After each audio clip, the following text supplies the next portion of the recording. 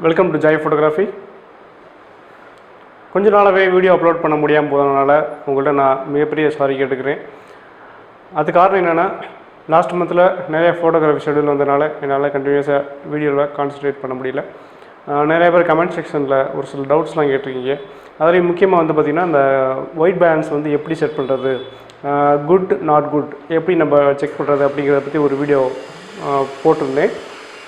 அதில் நிறைய பேர்த்துக்கு டவுட்டு வந்திருக்கு. ஏன்னா நாட் குட்னே வருது எனக்கு. ஆனால் நிறைய பேர் எனக்கு நல்லா வந்திருக்கு, ரிசல்ட் நல்லாயிருக்கு, குட்டுன்னு தான் வருது, ஒயிட் பேலன்ஸ் அந்த ஒயிட் கலர் சீட் வச்சு செக் பண்ணி பார்க்குறப்ப அப்படின்னு இருக்காங்க. ஆனால் ஒரு சிலருக்கு வந்து பார்த்திங்கன்னா அந்த நாட் குட் அப்படிங்கிற ஒரு ரிசல்ட் வருது. அதை எப்படி கிளியர் பண்ணுறது, எப்படி குட்டுன்னு கொண்டு வர்றது அப்படிங்கிறத பற்றி ஒரு டவுட் கேட்டிருந்தாங்க.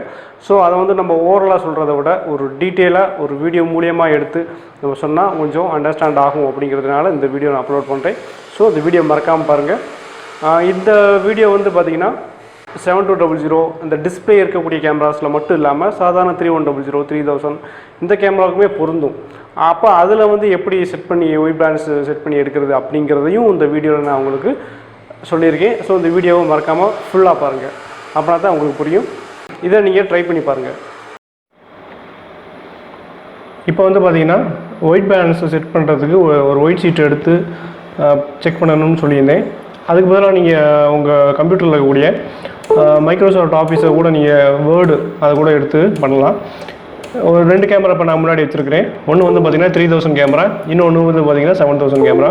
3000 வந்து பார்த்திங்கன்னா பழைய மாடல் கேமரா, அதுலேயுமே வந்து நம்ம வந்து செட் பண்ண முடியும். ஸோ அதை தான் நம்ம இப்போ எப்படி பண்ண போகிறோம் அப்படிங்கிறது பார்க்கலாம்.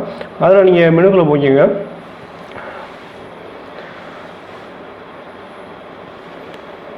அந்த கேமராவில் மெனு செட்டிங்ஸில் ஷூட்டிங் மெனு இருக்கும். ஒயிட் பேலன்ஸ், அதில் ப்ரீசெட் மேனுவல், அதில் மெஷர், அதில் எஸ்ன்னு கேட்கும். எஸ் கொடுத்தீங்கன்னா அதிலே நோட்டிஃபிகேஷன் காட்டும், டேக் ஏ ஃபோட்டோ அப்படின்னு ஒயிட் பேப்பர்னு காட்டும். அதில் பார்த்தீங்கன்னா டேட்டா அக்யூர்ட்னு வருது. அந்த மாதிரி எடுத்ததுக்கப்புறம் இப்போ டேட்டா கரெக்டாக இருக்குது அப்படிங்கிறது காட்டும்.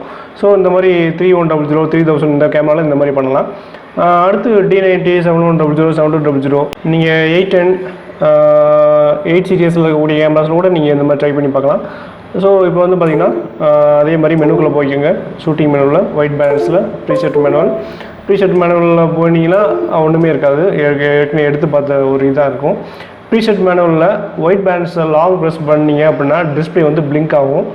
அந்த பிளிங்க் ஆகி பார்த்தீங்கன்னா ஒரு டேக் எடுத்ததுக்கப்புறமா நாட் குட்டுன்னு வருது. நாட் குட்டுன்னு வருதுன்னா சரியாக இல்லைன்னு அர்த்தம். அப்போ சரியாக ஆக்கணும் அப்படின்னா அதுக்கு நீங்கள் வந்து என்ன செய்யணும்னா ஐஎஸ்ஓ அப்ரேச்சர் ஷட்டர் ஸ்பீடெலாம் அட்ஜஸ்ட் பண்ணணும். ஏன்னா நீங்கள் டேக் எடுக்கிறீங்களா ஒரு ஃபோட்டோ அந்த ஒயிட் ஷீட்டு, அதுக்கேற்ற மாதிரி நீங்கள் வந்து செட்டிங்ஸ் வச்சு அதுக்கப்புறமா ஒயிட் பேலன்ஸ் இருக்கிற பட்டன் லாங் ப்ரெஸ் பண்ணிங்கன்னா டிஸ்பிளேயில் பிளிங்க் ஆகும் ப்ரீசெட்டுங்கிறது. அப்புறமா ஒரு ஃபோட்டோ எடுத்திங்கன்னா அது உங்களுக்கு குட்டுன்னு வரும். ஸோ இந்த மாதிரி நீங்கள் பண்ணி பார்த்தீங்கன்னா உங்களுக்கு ரிசல்ட் கண்டிப்பாக காட்டும். அப்படி பண்ணாமல் நீங்கள் வந்து ஒயிட் பேலன்ஸ் எதுவுமே அட்ஜஸ்ட் பண்ணாமல் வந்தீங்க அது அப்படி தான் வரும். ஸோ ட்ரை பண்ணி பாருங்கள். தேங்க்யூ.